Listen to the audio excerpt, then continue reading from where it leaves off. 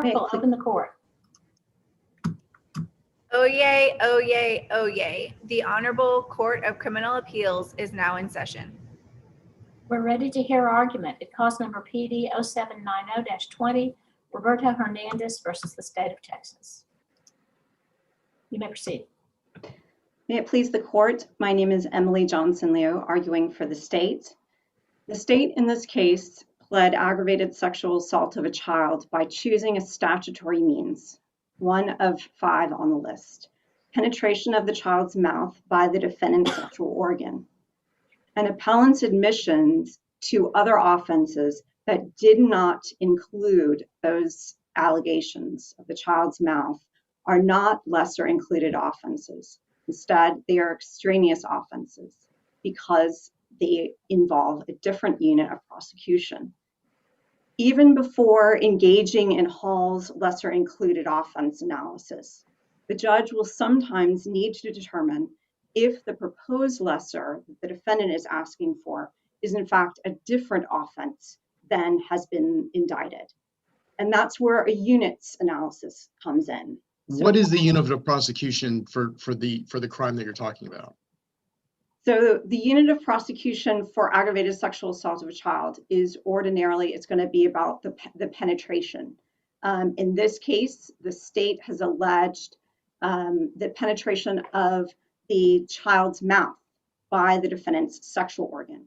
And in all of those are the additional facts that determine what is the unit of prosecution as compared to what the defendant is offering. So that's the result? Is that as a result or conduct or what?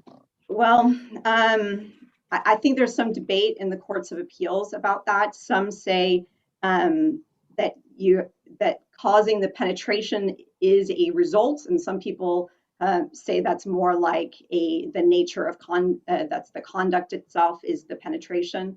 But regardless, because the offenses that the defendant's testimony raised don't involve the mouth at all, and one of them doesn't even involve the defendant's sexual organ, then they can't be they can't be the same unit of prosecution or the same instance that the state was trying to prosecute in this case. Is there some evidence of touching of the face of the child that came in?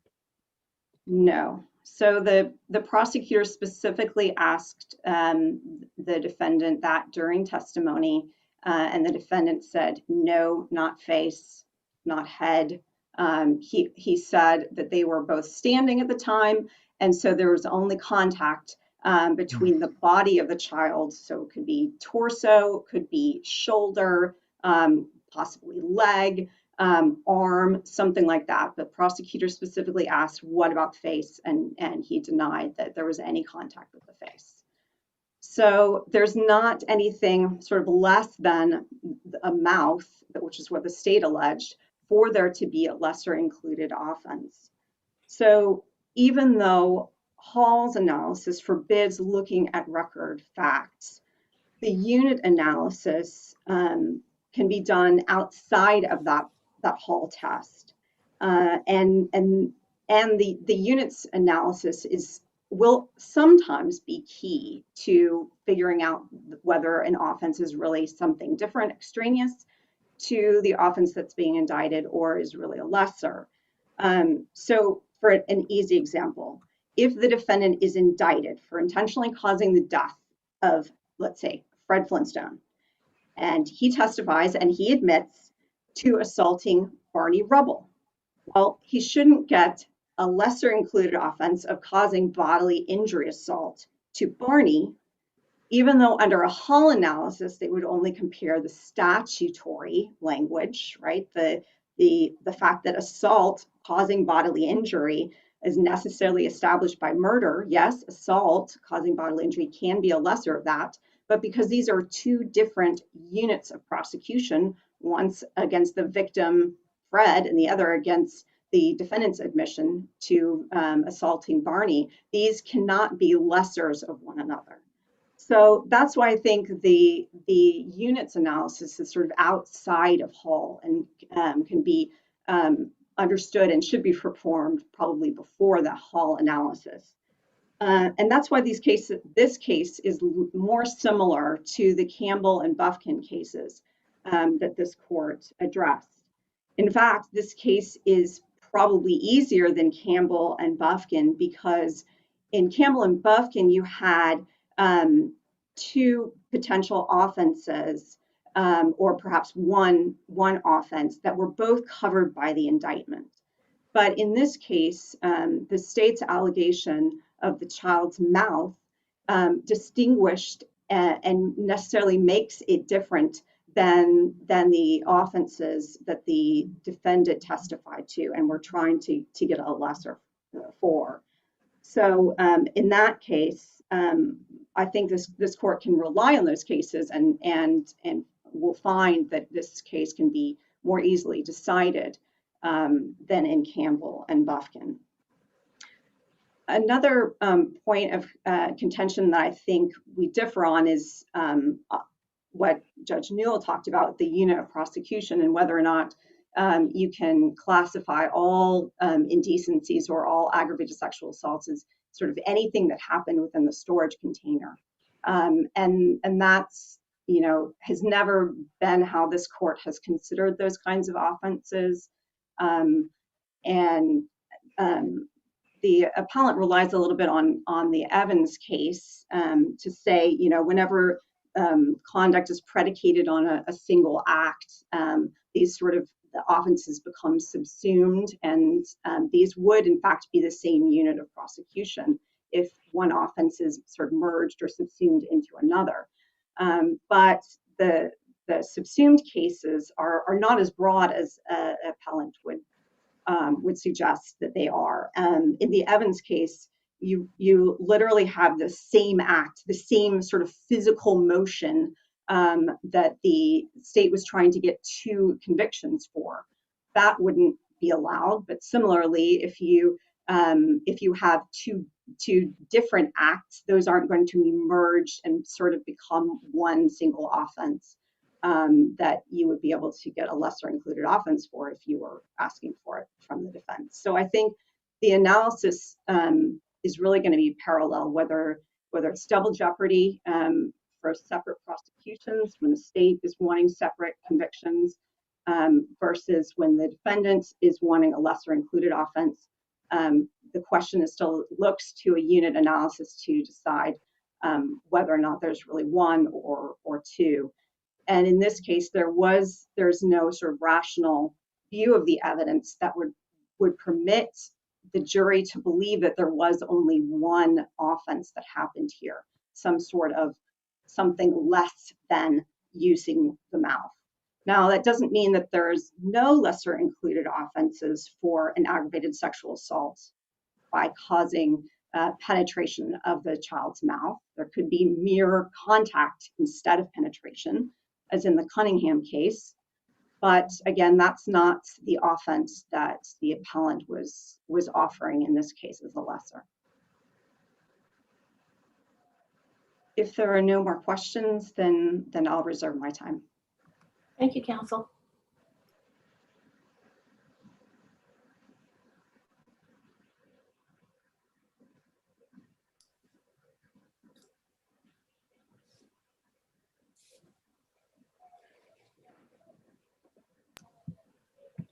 You may proceed. Thank you. May it please the court, my name is Shayna Stein-Fallhaber, and I'm here on behalf of appellant Roberto Hernandez. As the court is aware, Article 3709 of the Code of Criminal Procedure governs what is considered a lesser included offense, and it establishes 4 different ways of doing so. The first is if it's established by proof of the same or less than all of the facts required to establish commission of the offense charged. The dissent in Hall by Judge Keller notes that our jurisprudence has not been a model of clarity under Section 1 of Article 3709. And I believe that's the reason that this case made it in front of y'all today. The second provision says that it is a lesser included if they differ only in the respect that a less serious injury to the same person establishes the commission of the offense. As the state prosecuting attorney pointed out, we use the cognate pleading two-step test that was laid out in Hall. And the first step is a question of law based on the comparison of the two statutes, including analysis of the greater offenses indicted. This court in Ochoa held that indecency with a child is a lesser of aggravated sexual assault of a child, where both charges are based on the same incident, as is the case here. This court held in Evans that indecency with a child by contact is a lesser of aggravated sexual assault of a child when the conduct arises out of the same act. Ms. Johnson-Liu used the example of Fred Flintstone versus Barney Rubble to show that they were different acts, but that's obviously easily distinguishable because it involves two different complaining witnesses, which is not the case in Mr. Hernandez's situation. In Ochoa, this court reviewed what constituted an act and determined that assaults that took place on the same day were considered to have been a part of the same transaction. And that's the situation in this case, which is that the uncontroverted testimony at trial was that there was a single incident that took place in a matter of about 3 minutes. And there's just a disagreement about the way in which that event transpired. The court in Ochoa further explained that since each date constituted a single transaction, appellant could not be convicted of both the greater and lesser, and concluded that indecency with a child is a lesser of aggravated sexual assault of a child. So if the first step of the Hall test is met, we go to the second step and look at whether or not a scintilla of evidence exists to support that if a defendant is guilty, he's guilty only of the lesser included offense. That step of the Hall test was met as well, as the defendant himself testified in his trial and put before the jury an alternate version of the events. And while the state prosecuting attorney made reference to the fact that different body parts were alleged in the complaining witness's rendition of the facts versus the defendant's, the courts have established what's known as a functional equivalence test. The functional equivalence test in Chabrier v. State said that when there are allegations in the indictment that are not identical to the elements of the lesser offense, a court should apply the functional equivalence test to determine whether elements of the lesser offense are functionally the same or less than those required to prove the charged offense. In Bean v. State, Judge Newell noted that to determine whether an offense qualifies as a lesser included offense, we employ the cognate pleading approach. Under this approach, elements of a lesser included offense do not have to be pleaded in the indictment if they can be deduced from the facts alleged in the indictment. In such situations, the functional equivalence concept can be employed in the lesser included offense analysis. When utilizing functional equivalence, the court examines the elements of the lesser and decides whether they are functionally or less than those required to prove the charged offense. In Evans, the Court of Criminal Appeals did note that sexual contact is a lesser of penetration. And Evans also noted that the legislature did not intend to inflict multiple punishments for a single incident. Counsel, can I just interrupt you for briefly to ask this one question? You know, at the very beginning of your argument, you referenced the 4 different provisions in 3709. Is there one of those provisions that you specifically are relying upon today, or are you just sort of generally saying that somewhere in there exists support for your claim that the lesser included offense in this case should be given? I believe under provision 1 and 2, it could be applicable. So you're just, you only rely upon those 2. So do we have to go, in other words, I don't want to have to go and, study the other provisions if you're only focusing on those 2 provisions. Yes, Your Honor. I believe I'm focusing on provision 1 and 2. Our provision 3 deals with a less culpable mental state, and 4 deals with the concept of attempt versus completion of the act. Can you talk to us then for a little bit about, because at least under section 1, it talks about the offense charged, right? That's part of the analysis. And so I wonder if you're asking us to create some sort of a limitation on the meaning of that term, the offense charged in this case? Yes, Your Honor, and that's why I began going into the functional equivalence analysis, because although a mouth and the rest of her body are different body parts, they are on the same person. And I think that when you look at the focus or gravamen of the offense, the result is the same, which is the act of molestation of that same child. Well, if that's all the limitation that you think the offense charged includes, then what if he had gotten on the stand instead and said, well, I didn't do what the state alleges, but I punched her in the mouth? Would that be a lesser included offense? Arguably, I suppose it could, since they're both assault. In name. Right.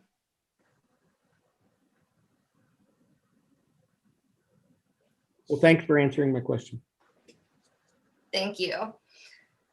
So further, Counsel, so your position is basically penetration is what we're concerned about, and the different places of penetration are just different manner and means of a single type of penetration.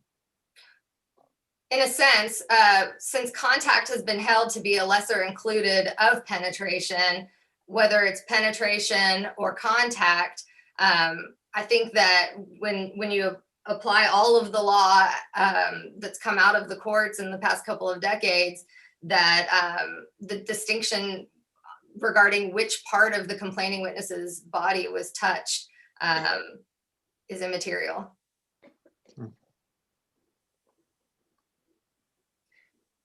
And so this court in McKibben stated that when an allegation in the indictment is not identical to an element of the lesser offense, the issue under Hall is whether the indictment's allegation is functionally equivalent in the lesser offense. And so that takes us to the analysis of the focus or gravamen of the incident. And in Garfias, the court analyzed whether felony murder and intoxication manslaughter shared the same focus and determined that they did, which was the death of an individual. And so likewise, in this case, the indicted offense and the proposed lesser included also shared the same focus, which was the molestation of a child. And so in conclusion, because we have a single incident, when considering Hall through the lens of functional equivalence and looking to the gravamen of the offense, we reach the conclusion that indecency with a child by contact in this case is a lesser included offense of aggravated sexual assault of a child. And so we're asking that this court affirm the decision of the 10th Court of Appeals and reverse and remand the case. Thank you. Thank you very much, counsel.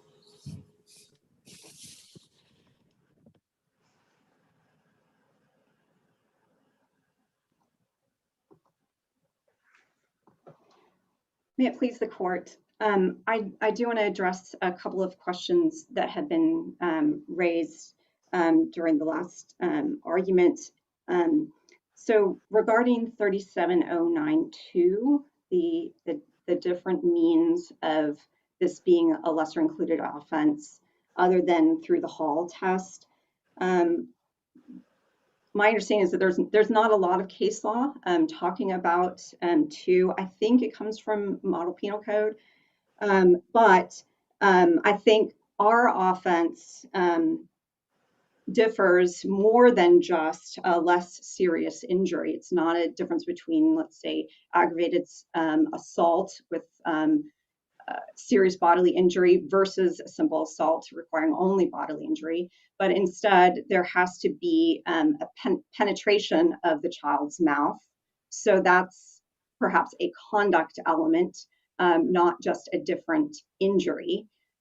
Plus, again, the state's view of the unit's analysis in sex offenses is that because sex offenses, especially indecency with a child, are conduct oriented, then they are going to differ depending on where the person is being touched. That's going to constitute a different offense for each of those different places where the child was touched. So here's what I have a real question about. the statute talks about the seriousness of the injury. You're focusing in on subsection 2 now of 3709. And I'm wondering, is there some sort of a principle that helps us, that could help us to ascertain whether an injury that is suffered is more serious or less serious? You understand my question? I think so. So obviously, I think Let me just clarify it a little bit. I think there's probably a tendency for us to think that a touching in one way is less serious than a penetration in another way. But that's sort of does the legislature leave that up to us as a judgment call? Or is there some other way that we should be focusing on to ascertain that? Because they're not really saying, the legislature could have said something like a more serious punishment. If the defendant did something that would result in a more serious punishment, then, that's a greater offense. Or if it's a less serious punishment, then it's a lesser offense. But they didn't do that. They talked about the injury in that particular provision. And that has me struggling a little bit. I'm wondering if you could, offer anything to help me understand that better. Well, it may be sort of limited to the classic example of when there is one actual injury, one harm required by the offense, like serious bodily injury versus bodily injury. Those, I think it may just simply be limited to those kinds of situations. There may be some, computer crimes or something where a harm might be required, and perhaps you could have a less serious injury to property. But I think if you interpret it in the sort of much broader way that appellant is suggesting, then 37092 really sort of swallows all the rest of the ways that an offense could be a lesser. Everything could be characterized as somehow being a less serious injury.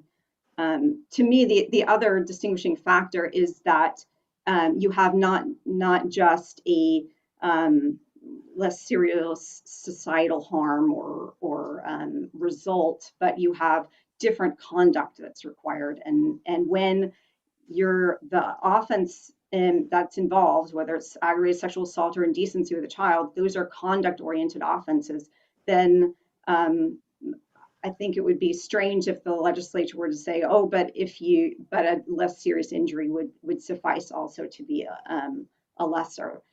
That perhaps injury type, when a statute uses a term like injury, that it's suggesting that it only applies to result-oriented offenses, not conduct-related offenses? Yes. Okay.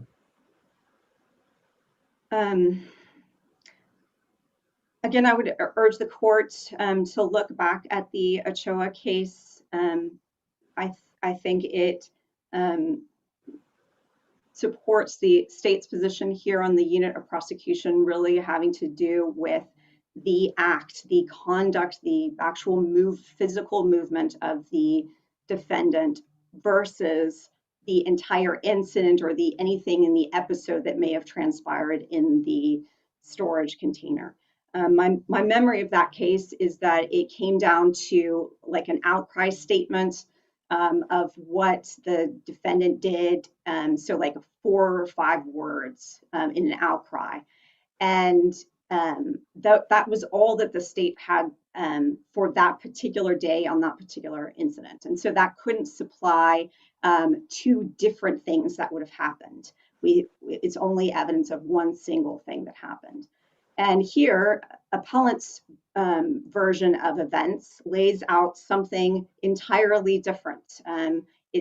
They are standing versus what the child kneeling is in the child's version. There are different parts of the body being touched. This is nowhere near the sort of necessarily included or factually subsumed type of offense that could make this realistically a lesser included offense as opposed to an extraneous one. The idea that we could use functional equivalence to make all sort of indecencies, no matter what body part is touched, lessers of aggravated sexual assault, really would just entirely change this court's case law on unit of prosecution for these conduct-oriented offenses. So your position is it's the nature of the conduct offense. And so this is sort of analogous to, say, someone who's charged with impeding, but gets up and says, no, I just caused bodily injury. That's not impeding, so it's a different offense. So my view is that, yes, that these are conduct-oriented offenses. The assault offenses are result-oriented. And because of that, that is going to define what the unit of prosecution is. Okay, thank you.